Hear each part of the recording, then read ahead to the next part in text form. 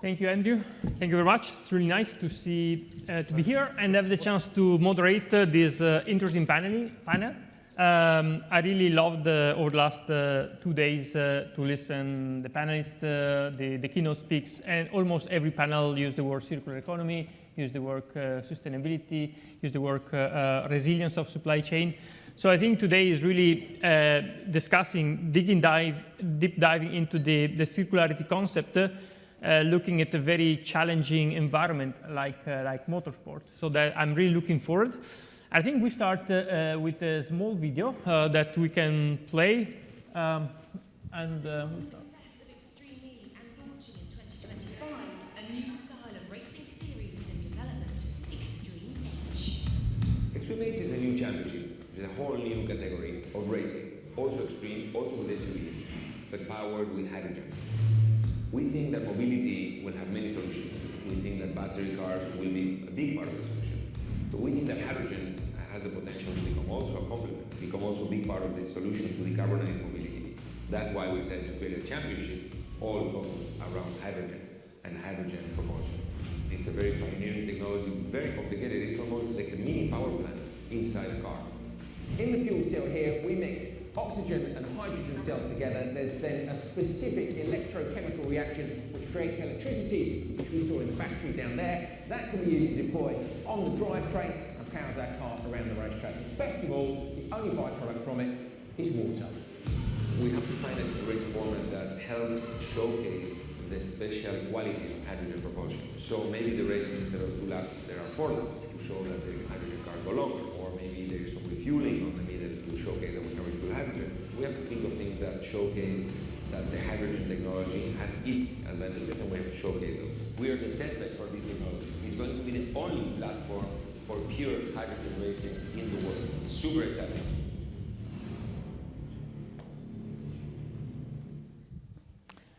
I think it was really nice and fascinating, and I would really like to start with Ali, asking, motorsport and racing in general are really often the testing ground for new application, new technology, and now with Extreme H, I wanted to ask which are the main one that we can expect will be adopted, will be used, will be tested, and what kind of impact will have on our daily life as consumers at the end. Well, listen, thank you very much for the invite today. Thank you very much, all of you, for attending the session today. It's a massive opportunity for us at Extreme E, Extreme H to convey some of the journey that we've been on. I'm a co-founder of a racing organization called Formula E. And what I wanted to talk about today was the fact that racing can really innovate far quicker. So what it allows us to do is climate change, the climate emergency, the challenges that we have, we felt coming up with these racing championships that we could adapt far quicker by using racing to innovate. And the rule of thumb is, 10 years of R&D are equivalent to 1 year of racing. And I know Andrew will come on to that in quite a bit of depth. But we started Formula E, which was around bringing e-mobility to city centres across the world, and we started that 10 years ago. 5 years ago, we started Extreme E, which was an iteration of that championship and racing in parts of the world that were really affected by climate change, where we could tell stories. And we had a race series that was purely for consuming by people through television and online. And I think with Extreme H, which is launching in 2025, we're going a stage further, where we're going into hydrogen mobility. And a lot of people, there's hydrogen cars by Hyundai, by Toyota that exist today, but people don't necessarily trust the technology, adapt the technology. And so what we use these championships for is to create belief, create consumer belief. We're a platform, and it's about saying, this is available, it has performance, it has range, it's affordable, and connecting a whole ecosystem. So we very much act as a platform. And just to sort of bring this back to base, Formula One has traditionally done that with the likes of fuel injection, traction control, even things that we take for granted like wing mirrors or seatbelts have all come from racing. So in our mindset, it's how do we use racing to really focus on technology, and that technology that's more sustainable technology. So it's great to be here at essentially a mining conference where we're highly connected because the massive need that we have for precious metals. If we go through batteries, we go through fuel cells. Both of those we need to be better at recycling, reusing, but we also need to be better in terms of the performance of this technology and how that performance can be far better as we develop. And just to finish off my section, it's just to say that when we started Formula E, it was a bit like a chicken and egg scenario. We had a race that was an hour long, and we had a car that would only last half an hour. So what do you do in those sort of scenarios? You either get to the end of the race and everyone starts running out of battery and people at home are going, this is pretty rubbish, the electric vehicle doesn't finish the race. Or you drive into the garage and you jump out of one car and get into the other. And it wasn't a great message, but my message to everyone in the room is you've got to start somewhere. If you're a real pioneer, you've got to start and you've got to go for it. And the technology that we had wasn't good enough when we started, but we worked with it was Williams Advanced Engineering, who are now Fortescue Zero, and over a 3-year period, we were able to take the regeneration through the braking in racing and go from an efficiency of around about 30% to over 98, 99%, and also work with the battery cell energy densities and improve both of those technologies. And in a 3-year basis, we could actually finish a race at a higher performance. And people say to me, how long do you think that process would have taken if we'd waited? And I'd say we'd still be in the same situation now. So the innovation that's coming through racing is real, it's happening, it's now. I can see some colleagues from the racing industry who have their car here, and congratulations to yourselves. What we need to do is we need to find more ways of partnership and more ways of what we call is race to road. So using racing for the testing, racing for the innovation, racing for ensuring that we act quickly, but we need partners that then can bring that to the consumers in everyday life. Yeah, thank you, Ali. And we need also champions, testimonials that can really convince. And we know that in motorsport we have few very committed to sustainability. We have Lewis Hamilton, we have Vettel, we have also Nico Rosberg. And I'm also looking at the Resourcing Tomorrow, which is nice name, and the logo of this fast forward that we have now, which is really probably what we need. And Andrew, it was already mentioned by Ali. You are the kind of the enabling element. You convert the chemical property of some elements of periodic table into applications. And what are the solutions that you think can help extending the lifetime of products or components that are depending on mineral that we are extracting from the earth? Yeah, no, great. So, great question. So, look, thanks. Really nice to meet you all. So, thanks ever so much for coming, as Al said. Right. So, look, Fortescue historically, and many of you will know Fortescue purely as a metals and a metals mining company. It's really on a transformation to be a Fortescue metals, technology and green energy company.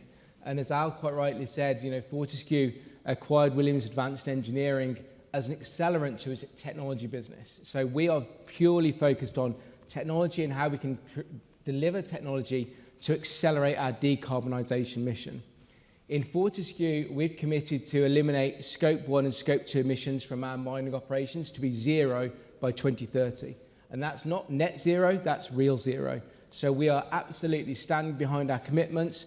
We believe strongly in decarbonisation. Those solutions to deliver that decarbonisation plan, and it's a $6.2 billion investment in terms of a decarb plan, all stem a lot from the technology that comes right from motorsport.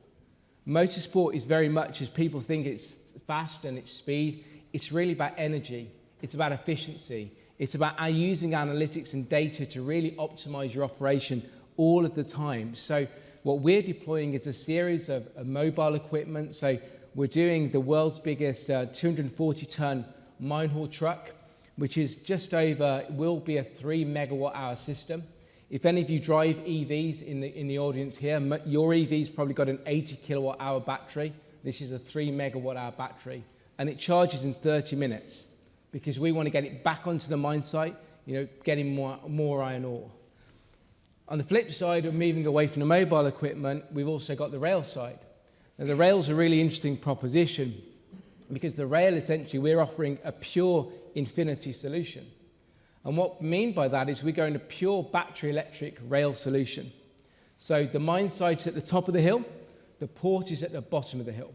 So we are loading up the train at the top of the hill with all the iron ore, using gravity and the regeneration capability developed from Formula E and other motorsport capability to essentially charge up that train on its way down, so when it hits the port and it loads its content, it can get back up to the mine site with no extra power needed. Pure infinity. Right? So the kind of the scope, these technologies and these solutions are there today. Right? So we strongly believe in getting these solutions out. But it's not just the vehicles, right? And I think it's probably important to say this. It's the whole infrastructure that has to come to play. Right? So we're putting into place green energy, a completely green network across the entire Pilbara mine site there, as well as then also making sure you've got the right optimization and scheduling of these new electrified equipment because they behave differently. So look, we're incredibly excited about really utilizing these solutions. Just on the kind of the full cycle piece as well, I think what's really important is often people think when you've used the battery for the vehicle that it's kind of life is ended and it has to go straight to recycling. Quite often you can redeploy that battery into a second use case and it can provide another 5-6 years of good life and good values doing something different. Static storage, kind of in kind of a depot environment or a mine environment, you can use it in that capacity.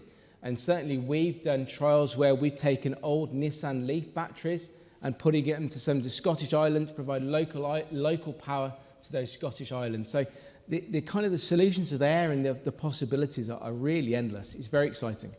Yeah, thank you. And it's also interesting and fascinating to think about innovation tested in an environment like the motorsport, Formula E, then going back to operation in heavy industries like an heavy environment like mining. And I wonder if it's more challenging in Formula E racing or in mining. That's something that we can also debate on. Stephen, I wanted to follow up with you because also keeping this focus on metals and the property of metals, because at Anglo you have a strong focus on PGMs, and we know PGMs are really essential in the current combustion engine. They're part of our daily life, but they're also part of the future solution when it comes to development fuel cells.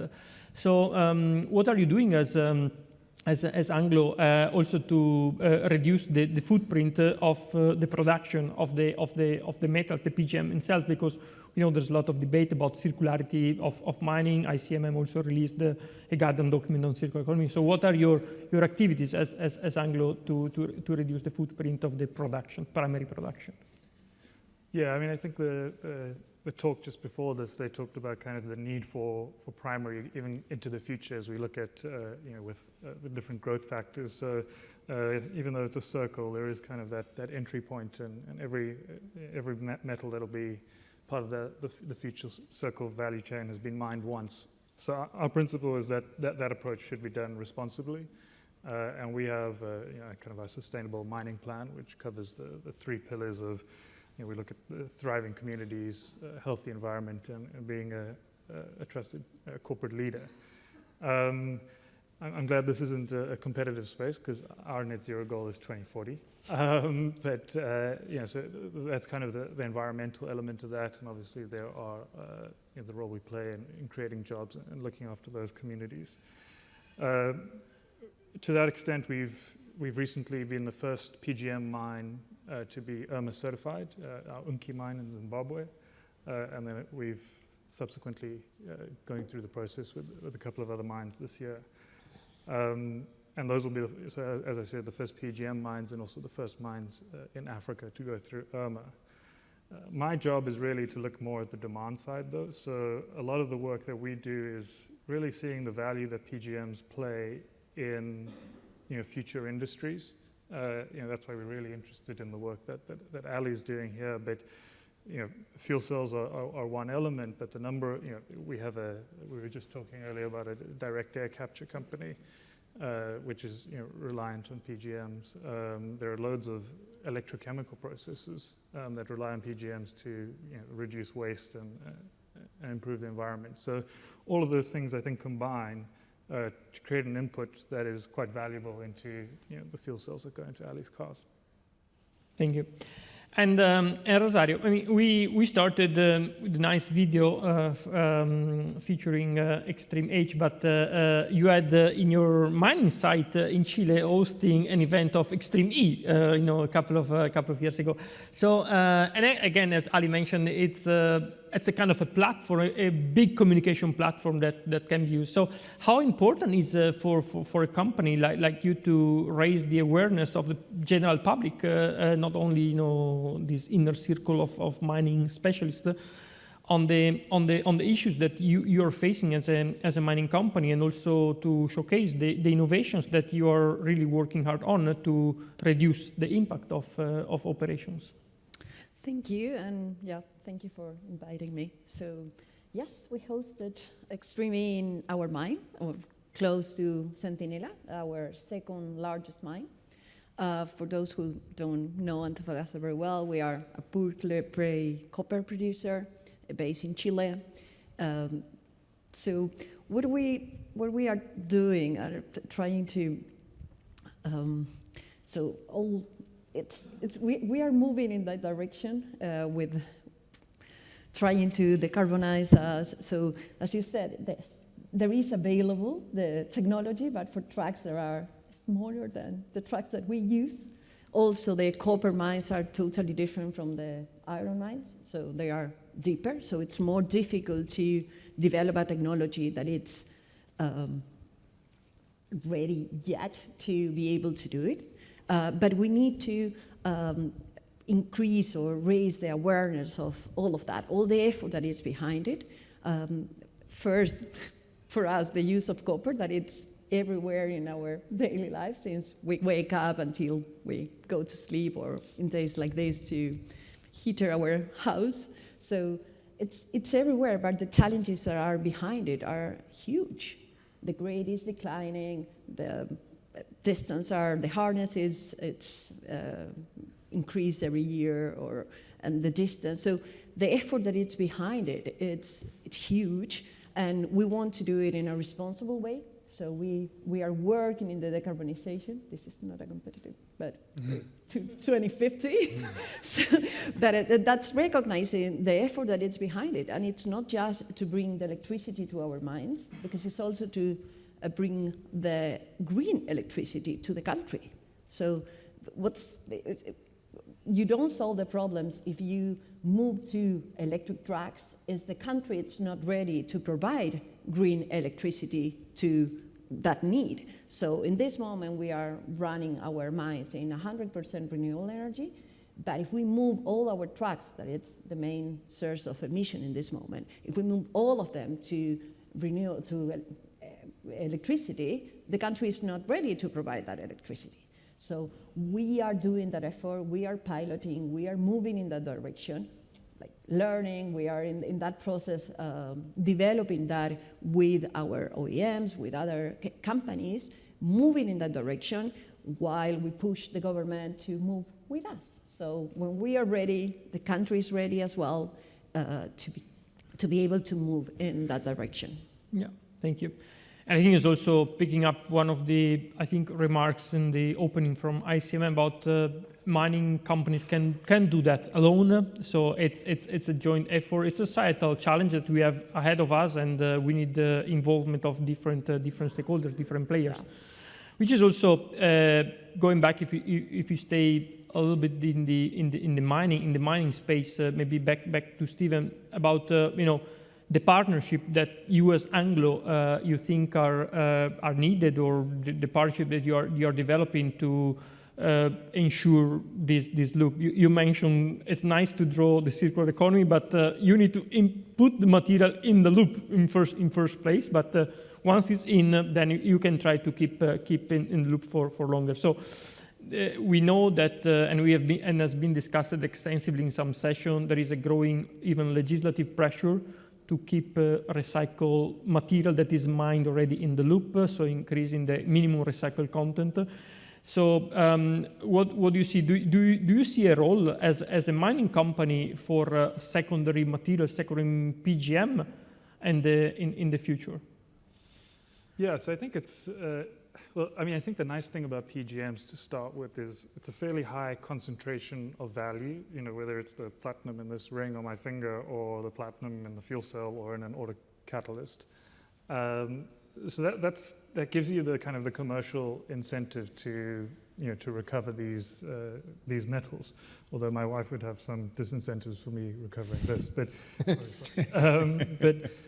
so I think that starts things, and I think that's why we have an existing recycling value chain for PGMs. But there's a really nice circularity story in transitioning from internal combustion engines to FCEVs, so fuel cell electric vehicles. Because, you know, everyone who has an internal combustion engine is driving around with some PGMs just behind them, and the ability to convert those into future fuel cells is really interesting. Similarly, because we have the value chain I just mentioned, a fuel cell is a really straightforward thing to recycle. Yeah, there's some tricky bits, but the platinum you can get out, and the rest is just a big metal block. So in that way, that's fairly straightforward. On your point on partnerships, I also think this is an opportunity, and platforms like Extreme H are also a good one, or a good example, where when developing these technologies, it's always about bringing a bunch of people together, these, you know, ecosystems, if you'll forgive me for sounding like a consultant, but, you know, bringing these ecosystems together to get people to say, you know, to do the different parts, because none of them individually can stand alone. And there's an opportunity to add the end-of-life part into those ecosystems as we go. Yeah, and know that often in setting up this system, a weak point is collection, and sometimes raising the awareness in consumer on the role of doing the right thing in the first place is also fundamental to keep the loop closed. And I mean, we discussed, you also mentioned a role of technology, and Andrew, I mean, do you also see technology as a potential enabler of this closed loop? And what are maybe the innovation that you expect to keep the loop, you know, running in those elements associated with energy transition? Yeah, I mean, I think we're very much focused on necessity-driven innovation, right? Mm-hmm. So we have problems that need to be solved, and we're going to find paths to do it, right? So, you know, and I'll use, and I think the importance is also around the partnership and the collaboration as part of that. These are really hard. Decarbonisation, as we're describing, is a really, really hard challenge. It can't be done by one company. It needs many people to come together. It needs us all to kind of be very focused on helping achieve the mission, and not just kind of for the benefit of our own companies. We have to look at it, you know, more broadly. So we've certainly gone out to, when we were trying to kind of find solutions for the mobile equipment on the mine site, we couldn't find a truck manufacturer that could do essentially a zero-emission mine haul truck. So part of the acquisition of Fortescue Zero was to kind of essentially develop the power system and the powertrain for that vehicle, and then partner with a kind of an equipment company, and we partnered with Liebherr. Now Liebherr is it's such a strong partnership. What would have been a 7 to 8 year development cycle, we've reduced in 3. So really necessity-driven innovation.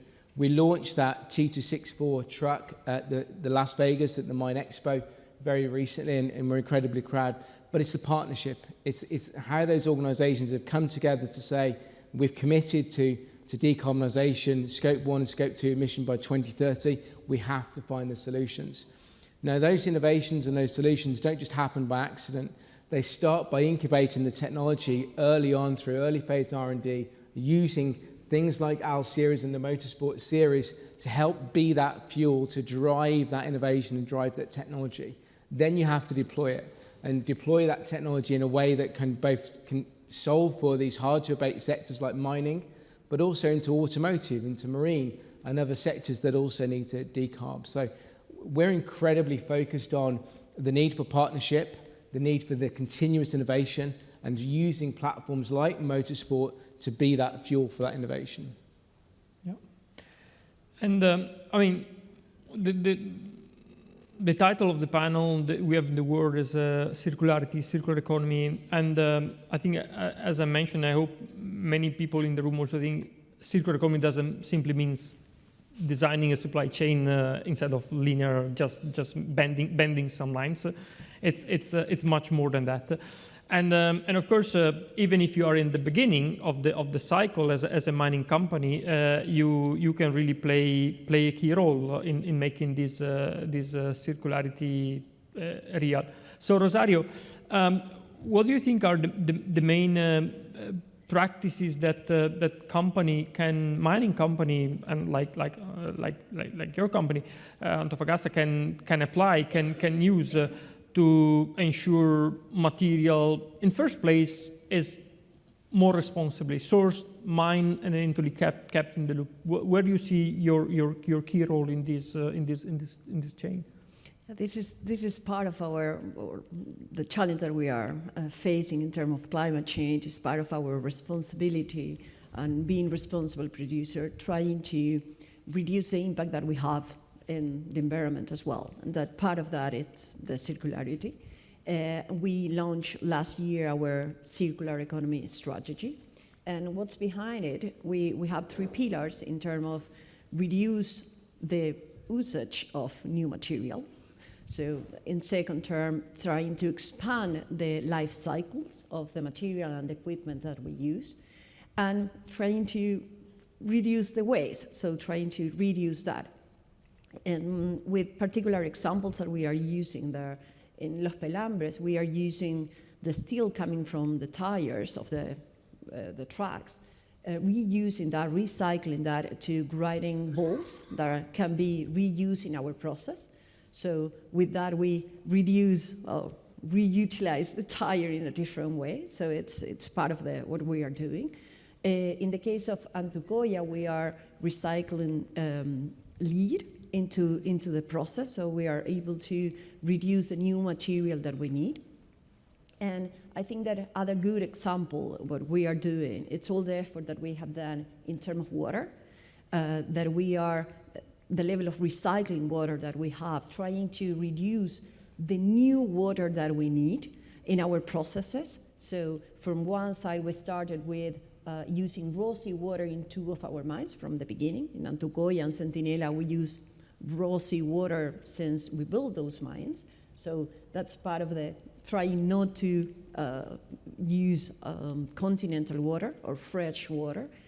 And in the case of Los Pelambres, where we have faced the drought during the last 12, 13 years, we need to move to seawater, desalinated water in that case. So we started with one desalinator plant of 400 liters per second, and we are building the expansion there. And at the same time, improving the reuse and recycle of water. We have a closed circuit in the water that we use, so the only way that we lose water is through evaporation. So we are aiming to move to at least 90% of our water, the water that we use coming from the sea, or recirculated water. So all are the main things that we are doing, and we continue developing new technologies and with the innovation, trying to improve in all the ways that we can, being able to give the copper that the world needs, but in a sustainable way. Yeah, thank you, Rosario. And I mean, in the last half an hour, I mean, most of you used the word reusing, recycling, recovering, make the example of the battery of Nissan Leafs and so on and so forth. And we often, or consumers often think, oh, no, that's containing recycled material, so that's definitely lower quality. And then the question for you all is that, I mean, was there all that platform event like Formula E, Extreme H, can play to showcase that, sustainability of product, a product sustainable is not necessarily a product performing less. The new technology, clean tech, is not necessarily worse than the old ones. We we know since many decades. So, and it's not, sustainability is not an alternative to performance in your case. Motorsport, I think, is the maximum ambition. So, do you see limitations in pushing this concept of recyclability, circularity, reusability of components in a tough environment as motorsport? I think the first thing I would say is sustainability doesn't mean that it's economically more expensive. And actually what we're doing in many cases is coming up with technology that's actually cheaper and better value. And I hate to use the word cheap, but it does, create sort of people's thought processes. There's the assumption because it's sustainable that it's more expensive. Quite frankly, what we found a huge amount in the industry is actually we've been able to improve efficiency and harness energy in a way which is, the performance is far better. So I'd come back to the start of it is we speak to over 1 billion people. And if you're speaking to 1 billion people at this moment in time and you say the word hydrogen, people think Hindenburg. That's the most consistent point that I've come across. And they think it's safety. They think of the challenges around harnessing hydrogen. And what we're talking about is we're talking about hydrogen being the magic molecule. We're talking about the advantages of it. We're showing that it can race incredibly fast. And I haven't even covered that our secret weapon is we have men and women driving these cars. So for some reason in motorsport, they only have men driving. With our series, it's mandated. It's like Wimbledon mixed doubles. You have a man and you have a woman, and they're both as fast as each other. And that, I think, is a big performance. But we get these men and women performing in these extreme environments around the world. So you talk about heat, you talk about cold, humidity. It is a laboratory to die for in terms of testing innovations. And just to give you a feel for it, we've been using hydrogen for the past 4 years, where we create green hydrogen using wind and solar primarily. That is the basis of our energy on site for running the whole paddock area. And our point is if we can do this at the bottom of the ice shelf in Greenland or the middle of the Atacama deserts, or on the coast of Senegal near Dakar, if we can do it in environments like that, then it can be done at Wembley, it can be done at Twickenham, it can be done at the Open in St Andrews, it can be done globally in other places. And we're not doing this to keep the information to ourselves. We're doing this to prove that it can be done and that events can be more sustainable. And the innovations are where we make big leaps forward in terms of for society, but also it's about us being responsible. And speaking to the other three on the stage, all three of them have commitments in terms of reducing emissions, some more aggressive than others. But I think what's great is we've got 3 companies that have clear targets. They're working towards clear targets. And I think, unfortunately, this industry traditionally doesn't put its head above the parapet because it feels it's just going to get shot at. And my belief is you should have your head above the parapet because what's being done in this industry, and I don't know whether it's because you're always being shot at, but I think what you're doing is incredible. I mean, going around your mine in Chile, it was incredible. Not just the safety standards, but the sustainability standards. I think would make most other companies would put them to shame. So I think what you're doing already is amazing. And when I hear about the investments and where they're going and what they're doing and what they're looking to introduce, I think there's a huge amount of work that's going on, which I think other industries could benefit from and move forward. So I'd say, for me, racing is clearly a platform. It's a platform that is we're trying to do as sustainable as possible in terms of our own business. But really, it's the innovations that come from racing that I think are going to help in the future. And we see hydrogen technology as not a replacement for EVs. We think if you live in London, an EV is a great solution, but we think there'll be synthetic fuels which Formula One will develop. We think there'll be hydrogen innovations which will develop, and Formula E will continue to develop EV innovations. So what we think is that motorsport has experience in tackling hard to solve challenges.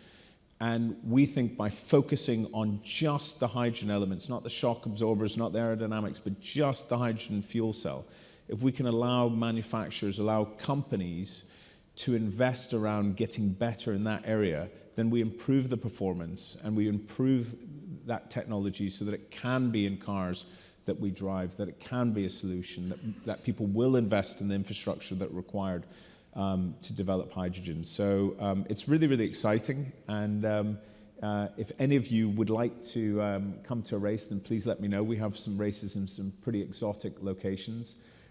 Usually you need warm weather gear or certainly extreme gear. But I think that's testament to what we can achieve together. Yeah. Thank you, and that's it's absolutely fascinating, and I can't wait to see also where you will race in 2025. We still have a few minutes, so I'm sure maybe there are some questions from the audience. But while you think the question, very quick, we are close to Christmas, so if you have one wish for Santa Claus, what would you like Santa Claus to bring to bridge any gap you see from now to the commitment in the future? Simple one. Electric solution for a huge truck for the car industry. Okay. I would just like someone to ask Santa for an FCEV. That would be a good sign for me. I think for me it would just be the all-rounding collective commitment to solve decarb. Climate change is real, and it takes us all to solve it, right? So we need to get off the pot and get on with it. So genuinely that would be my message. Mine would probably be a hydrogen filling station in Edinburgh where I live, because I would love to make that step myself to driving a hydrogen vehicle. And at the moment, I'm not constrained by Hyundai or Toyota. I'm constrained by Shells and BPs of the world investing in that infrastructure that would make that a possibility. Yeah, that's good. We are currently running a project about setting up EV infrastructure in Côte d'Ivoire, and that's the challenge. I don't know if in the meantime, Andrew found or decided who... Time for one question from the floor. Do we have time for a question from the floor? If not, can we have a warm round of applause for an absolutely fantastic panel?